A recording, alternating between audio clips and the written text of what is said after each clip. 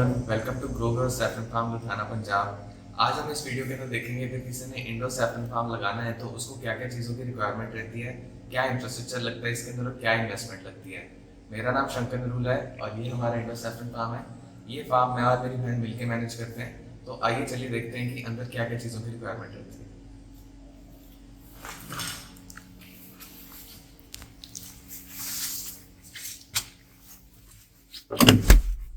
जैसा कि आप देख पा रहे हैं, ये हमारा इंडोर सैफरन फार्म है। इसके अंदर आपने सब कुछ अभी आपको आसपास नजर आ रहा होगा, काफी कुछ कलरफुल सा इन्वायरमेंट अंदर क्रिएट कर रखे हैं हमने। तो इसमें इन शॉर्ट 6 चीजों की ही रिक्वायरमेंट रहती है अगर किसी ने प्लांट सेटअप करना होता है। पहला रहता है सीड्स, जो आप देख पा रहे होंगे। यहाँ पर हमने सीड्स लगाए हुए हैं, मिट्टी के अंदर है इस टाइम पे, जैसा आप देख पा रहे हैं। First thing is seed. Second इसके अंदर रिक्वायरमेंट रहती है इंसुलेशन की, जो आपके आपके पीछे आपको नजर आ रहा होगा। हमने हर तरफ इसके अंदर इंसुलेशन कर रखी है रूम की, कि जो अंदर टेम्परेचर है वो उसी के अंदर कंट्रोल्ड रहे, बाहर एस्केप ऑफ ना हो, उसके लिए इंसुलेशन की रिक्वायरमेंट रहती है। थर्ड नंबर पे आता है चिलर्स। जैसा आप पीछे देख पा रहे हैं ऊपर, हमने चिलर भी यूज किए हुए इस रूम के अंदर ताकि इतना कोल्ड इन्वायरमेंट अंदर मेंटेन कर सकें। एट फोर्थ नंबर हमें रिक्वायरमेंट है इन रैक्स की। स्लॉटेड एंगल के रैक्स बोलते हैं इनको। ये आप किसी भी डायमेंशन में अपने अकॉर्डिंग ले सकते हैं। हम इन डेप्थ इस बारे में आगे चर्चा करेंगे, अभी सिर्फ मैं एक ओवरव्यू दे रहा हूँ इस वीडियो में। तो आप देख पा रहे हैं स्लॉटेड एंगल के रैक हमने यूज किए हैं, जिसके अंदर हमने वुडन ट्रेज यूज किए हैं। As you can see, these are the wooden trays. एक रैक के अंदर हमने 3 वैसे वुडन ट्रेज यूज की हैं, आप अपने अकॉर्डिंग जैसे मर्जी शिफ्ट कर सकते हैं उसको। एंड एट द एंड हमने अंदर लाइट्स वगैरह यूज कर रखी हैं, आप इधर आके देख सकते हैं। अंदर ट्यूब लाइट्स और साथ के साथ स्ट्रिप लाइट्स का हमने कॉम्बिनेशन यूज किया है।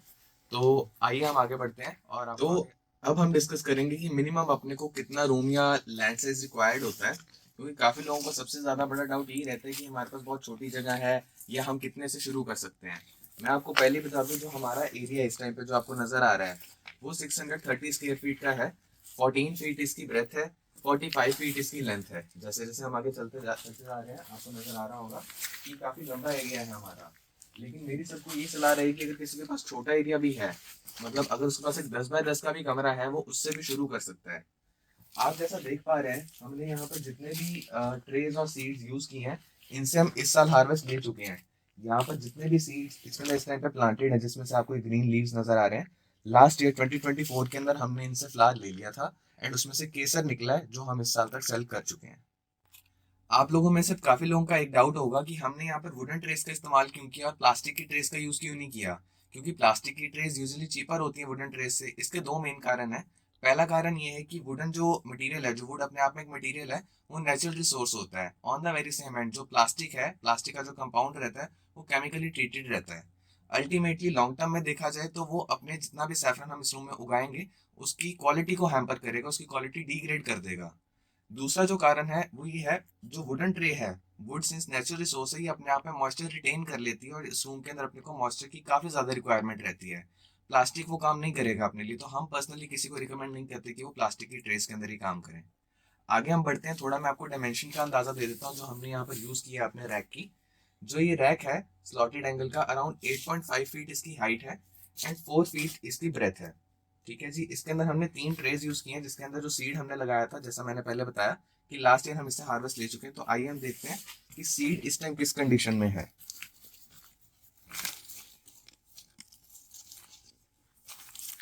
जैसा कि आप देख पा रहे हैं, ये जो ब्लैक पार्ट आपको नजर आ रहा है, ये वाला जो सीड है ये मदर सीड कहलाता है। इसमें से इस साल 3 डॉटर्स आ चुकी हैं, 1, 2 और 3, जिसमें से 2 डॉटर्स काफी ज्यादा हेल्दी हैं और एक डॉटर थोड़ी सी अनहेल्दी है। तो ये जो दोनों हेल्दी डॉटर्स हैं, ये इस साल अपने को फ्लावर देंगी, जिसमें से केसर निकलेगा। पर ये एक साल और लेगी ग्रोथ के लिए। ऐसा कई बार होता है कि जो मदर सीड है वो सिंगल डॉटर भी देता है, मल्टीपल भी देता है, और कई के पास 6 से 7 डॉटर्स भी दे देता है। हम एक दो और सीड निकाल के देखते हैं। जी, ये देखिए, जैसे ये एक मदर सीड था, ये वाला पार्ट मदर सीड है, इसमें से एक ही डॉटर सीड निकल रहा है जैसा आप देख पा रहे हैं, लेकिन वो एक डॉटर सीड काफी ज्यादा हेल्दी है। तो ये इस साल हमें फ्लावर देगा। अब हम डिस्कस करेंगे लाइट्स के बारे में जो हमने जूम के अंदर यूज की हैं। जैसा आपको मैं पहले दिखा रहा था, इसके अंदर हमने 3 लाइट्स का कॉम्बिनेशन यूज किया है। Pink, blue and white light, जिसको हम येलो लाइट भी कह सकते हैं। पिंक और ब्लू लाइट जो रहती है वो पर्पल कलर का कॉम्बिनेशन बनाती है इन शॉर्ट में। एंड वो यूवी जो रेज हैं हमारी, जो सनलाइट से आती हैं, उसको रेप्लिकेट करती हैं। इनफैक्ट इसके जहाँ पे हम ग्लो लाइट्स का भी यूज कर सकते हैं। उसके अंदर ऑलरेडी जो ट्यूबलाइट रहती है उसमें तीनों कलर्स का कॉम्बिनेशन रहता है। हमने यहाँ पर जो ट्यूबलाइट यूज की है वो नॉर्मल एलईडी ट्यूब है, इस टाइम पे वो ऑफ है बिकॉज उसकी रिक्वायरमेंट नहीं है, तो इसलिए इस टाइम पे हमने ऑफ कर रखी है। इसको अक्सर चेंज करना पड़ता है सीड के साइकिल के अकॉर्डिंग, उसके लिए हमने यहाँ पर डिमर्स का यूज किया गया है। आपको हम वो वाला क्लस्टर भी दिखा देते हैं।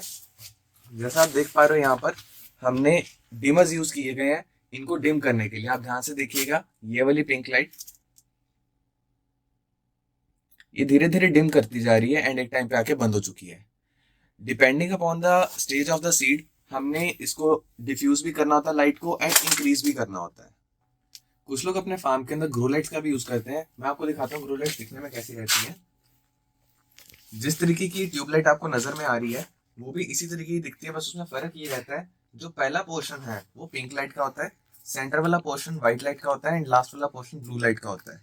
वो एक ही लाइट आपके तीनों का काम कर देती है, उसका स्पेक्ट्रम प्रोड्यूस होता है।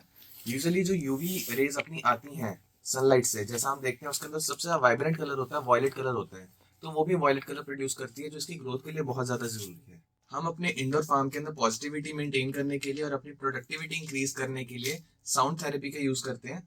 उसके लिए हमने इंस्ट्रूमेंट लगा रखा है। ये चीज साइंटिफिकली प्रूवन है कि अगर हम साउंड थेरेपी का यूज करते हैं प्लांट पे तो अल्टीमेटली प्रोडक्शन बहुत अच्छी आती है। हम स्पेसिफिकली ओम की ध्वनि का यूज करते हैं। यूजुअली जो स्टडी कहती है कि हम नेचुरल साउंड्स जैसे बर्ड्स की चर्पिंग हो गई या और झरने की साउंड होगी उसका भी यूज कर सकते हैं, उससे भी हमारी प्रोडक्टिविटी पे काफी ज्यादा फर्क पड़ेगा।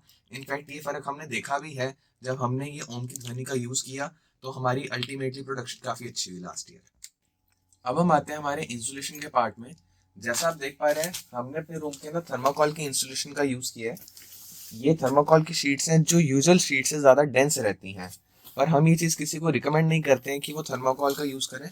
उसके दो बहुत बड़े कारण हैं। पहला, ये थोड़ी ज़्यादा एक्सपेंसिव कॉस्ट करती है अगर हम अपने इंफ्रास्ट्रक्चर की बात करें तो। दूसरी चीज़, ये ट्रांसपोर्ट नहीं कर सकते हम इसको कहीं पर। जो पफ पैनल्स हम जिसकी रिकमेंडेशन देते हैं सबको कि सब लोग पफ पैनल यूज़ करें, वो ट्रांसपोर्ट भी हो जाती है, उसकी लाइफ भी लॉन्ग है एंड वो इससे ज़्यादा चीपर भी काउंट होती है। दूसरे नंबर पे हमने इस रूम के अंदर चिलर्स यूज़ किए हैं। जैसा आप ऊपर देख पा रहे हैं हमने इस रूम के अंदर 3 चिलर्स यूज किए हैं। ये एक चिलर आप देख पा रहे हैं इस टाइम पे जो टोटल 2.8 टन का है। और रही बात इसको मेंटेन करने के लिए जो हमने क्लाइमेट डाला है उसके लिए हमने इस इंसुलेशन को यूज किया जो हमने 6 की 6 तरफ किया है। जमीन के नीचे भी इंसुलेशन यूज होती है, दीवार के ऊपर भी यूज होती है एंड सारी की सारी 4 साइड्स पे भी यूज होती है। इनफैक्ट जो डोर भी यूज होता है वो भी इंसुलेटेड है जैसा आप देख पा रहे हैं। जैसा कि आपने देखा कि हमने 6 साइड्स पे अपनी प्रॉपर इंसुलेशन कर रखी है। इनफैक्ट हमारा डोर भी इंसुलेटेड है। उसका यही कारण है कि इस रूम के अंदर टेम्परेचर लॉस नहीं हम बेयर कर सकते। इस रूम के अंदर टेम्परेचर कंट्रोल करने के लिए जो हमने चिलर का भी यूज किया वो इसीलिए क्योंकि हमें इस रूम को एटलीस्ट 3 डिग्री तक लेके आना होता है। अगर हम इसके अंदर टेम्परेचर लॉस हमारा रहता है तो हमारा इलेक्ट्रिसिटी एक्सपेंस बहुत ज्यादा आएगा क्योंकि टेम्परेचर अंदर कंट्रोल नहीं हो पाएगा, जो अल्टीमेटली हमारा इलेक्ट्रिसिटी एक्सपेंस भी बढ़ाएगा। दूसरी चीज, हमारी जो सीड की प्रोडक्शन है उस पर भी इम्पैक्ट डालेगा। जैसा आप आगे देख पा रहे हैं हमने यहाँ पर दूसरे चिलर का भी यूज किया है। इस रूम के अंदर टोटल 3 चिलर्स लगाए हैं हमने 2.8 टन ईच के, इस रूम को कंट्रोल्ड इन्वायरमेंट देने के लिए। दूसरी चीज जो हमने इंसुलेशन की भी बात की है उसके अंदर हम इंडो सैफरन फार्मिंग के लिए 60 to 80 mm की इंसुलेशन रिकमेंड करते हैं सभी को, जो दोनों चीजों में आती हैं। थर्मोकॉल में भी आप यूज कर सकते हो और पफ पैनल में भी यूज कर सकते हो। हमारी पर्सनल रिकमेंडेशन जैसे मैंने आपको बताया पफ पैनल की इसलिए रहती है क्योंकि उसके अपने प्रोज रहते हैं। मान लीजिए आपके रूम के अंदर 4 से 5 घंटे के लिए लाइट चली जाती है, तो आप सबका सवाल होगा उस टाइम हम इस रूम के अंदर पावर बैकअप किस तरीके से दें। हमने उस चीज का भी एक सोल्यूशन निकाला है कि अगर हम अपनी इंसुलेशन पहले ही 10 या 20 mm इंक्रीज कर लें, वो अल्टीमेटली हमारी जो अंदर कंट्रोल्ड इन्वायरमेंट जो हमने मेंटेन करके रखा है उसको कैप्चर करके रखती है। उसके लिए हमको कोई एक्सटर्नल पावर सोर्स की जरूरत नहीं है, तो वो पावर कट के दौरान हमारी काफी ज्यादा हेल्प करती है। बाकी अगर अब हम बात करें अपने आगे इंफ्रास्ट्रक्चर की, तो हमने इस रूम के अंदर ह्यूमिडिफायर और डीह्यूमिडिफायर का यूज नहीं किया राइट नाउ, जिसका सबसे बड़ा कारण ये है कि जब भी इसमें ह्यूमिडिटी की रिक्वायरमेंट रहती है हम हवा के अंदर थोड़ी सी स्प्रिंकल कर देते हैं, उससे हमारा कंट्रोल्ड इन्वायरमेंट जो है वो मेंटेन रहता है। डीह्यूमिडिफायर की जरूरत उन लोगों को पड़ती है जिनका प्लांट कोस्टल रीजन के अंदर रहेगा। फॉर एग्जाम्पल जिनका प्लांट सूरत वाली साइड पे है या मुंबई वाली साइड पे है, उनको डीह्यूमिडिफायर की भी जरूरत पड़ेगी। On the very same hand, अगर कोई जना राजस्थान जैसे एरिया के अंदर प्लांट ओपन कर रहा है जहाँ ड्राई हॉट इन्वायरमेंट रहता है, वहां पर उसको ह्यूमिडिफायर की भी जरूरत पड़ेगी। ये वीडियो देख के काफी लोग अपना प्लांट भी स्टार्ट करना चाहेंगे, तो उसके लिए हमारा पार्टनरशिप मॉडल है जिसमें हम लोग मिलके एक प्लांट स्टार्ट कर सकते हैं। उसमें हम आपकी 3 चीजों में हेल्प करेंगे। सबसे पहला, जब आपने अपना प्लांट अपने नेटिव एरिया के अंदर लगाना है, उसके लिए आपको जो भी इंफ्रास्ट्रक्चर की रिक्वायरमेंट रहेगी, जैसे चिलर हो गया, इंसुलेशन हो गया, सीड हो गया और बाकी चीजें भी होगी, हम उनके वेंडर्स की डिटेल आपको शेयर कर दिया करेंगे। एंड आप डायरेक्टली उन वेंडर से डील करके उनसे कोटेशन लेके आप साइन कर सकते हैं एंड आप उनसे सामान प्रोक्योर कर सकते हैं। सेकंड हमारी हेल्प रहेगी, हमारा रेगुलर जो ट्रेनिंग प्रोग्राम रहता है आप उसके अंदर पार्ट ले सकते हो साथ में। एवरी 15 डेज पे हम आपको वीडियो कॉल किया करेंगे on every second Saturday and fourth Saturday. आपका प्लांट हम वर्चुअली देखा करेंगे अपने बाकी पार्टनर्स के साथ। एंड उस टाइम पे आपको एक प्रॉपर चार्ट बना के दिया जाएगा जो आपके फार्म का कस्टमाइज्ड होगा, जिसके अंदर temperature, humidity, carbon dioxide and light के पैरामीटर्स लिखे होंगे। आपने केवल उसको फॉलो करना है। अगर उसको फॉलो करते दौरान भी आपको कोई भी प्रॉब्लम आती है तो भी हम हाजिर हैं, आप हमको जब मर्जी रीच आउट कर सकते हो पार्टनरशिप प्रोग्राम के दौरान।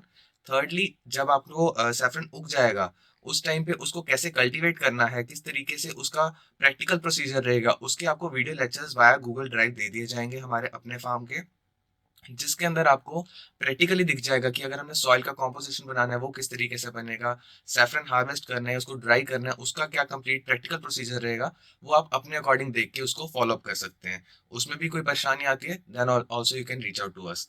एट लास्ट, जब सैफरन उग गया उसको कहाँ बेचना है, किस मार्केट प्लेस पे बेचना है, किस मार्केट प्राइस पे बेचना है, हम उसमें भी आपकी हेल्प करते हैं। इन शॉर्ट, आपकी मार्केटिंग में भी हम हेल्प करेंगे। उसके अंदर हमारे पास जो भी वेंडर्स आते हैं, बायर्स जो आते हैं, चाहे वो डोमेस्टिक मार्केट के हों चाहे वो एक्सपोर्ट मार्केट के हों, हम उनकी डिटेल्स आपको शेयर कर दिया करेंगे। लाइक उनकी जो कोटेशन रहती है कि कितना सामान उन्होंने कितने प्राइस पे पिक करना है, that will share to you and उसके अकॉर्डिंगली हम आगे प्रोसीड कर सकते हैं। To make it very transparent, हम जो भी आपके पास डिटेल शेयर किया करेंगे, अगर वो डील मैच्योर हो जाती है तो हम अपनी बैंक स्टेटमेंट भी आपको शेयर किया करेंगे। इन शॉर्ट, कि वो चीज़ आपको भी ना लगे कि हमने आपसे 10 लाख रुपये से सैफरन पिक किया है एंड आगे 12 लाख पे सेल किया है। To make it very transparent, हम अपनी बैंक स्टेटमेंट भी आपको दिखा दिया करेंगे। एंड सेकेंडली, हमारा जो पार्टनरशिप मॉडल है वो 10 ईयर्स का रहता है। अगर हम दोनों पार्टनरशिप में काम करते हैं तो 10 ईयर्स का एक लीगल एग्रीमेंट बनेगा हमारे बीच और आपके बीच, जिसके अंदर एक कॉपी आपके पास रहेगी, एक कॉपी हमारे पास रहेगी। एंड हमारा जो इसके अंदर मॉनेटरी बेनिफिट रहेगा वो ये है, अगर आपका प्लांट 500 स्क्वायर फीट से छोटा है तो उस साल का एनुअल रेवेन्यू का हम 10% चार्ज करते हैं। इन केस आपका प्लांट 500 स्क्वायर फीट से बड़ा है तो हम 5% चार्ज करते हैं।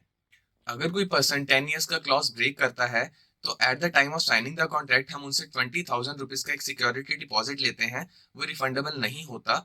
अगर कोई पर्सन उसका क्लॉज ब्रेक करता है तो, अगर क्लॉज ब्रेक नहीं होता तो 10 ईयर्स के बाद वो सिक्योरिटी डिपॉजिट जो है वो रिफंडेबल रहता है। Secondly, if the person is breaking the clause before 10 years तो उस साल का रेवेन्यू का हम 20% जो रेवेन्यू है वो भी एंड 20% जो सीड है वो भी आपको हमें हैंड ओवर करना पड़ेगा अल्टीमेटली। बाकी इसके बारे में और अच्छे से जानकारी लेने के लिए और हमारा जो कॉन्ट्रैक्ट है उसका पीडीएफ लेने के लिए आप हमारे गिवन नंबर पे कॉल कर सकते हो या व्हाट्सएप कर सकते हो। बाकी हमारे सैफरन फार्म में और अपडेट देखने के लिए हमारे साथ जुड़े रहिए। सब्सक्राइब करिए ग्रो ग्रो सैफरन फार्म को। And thank you.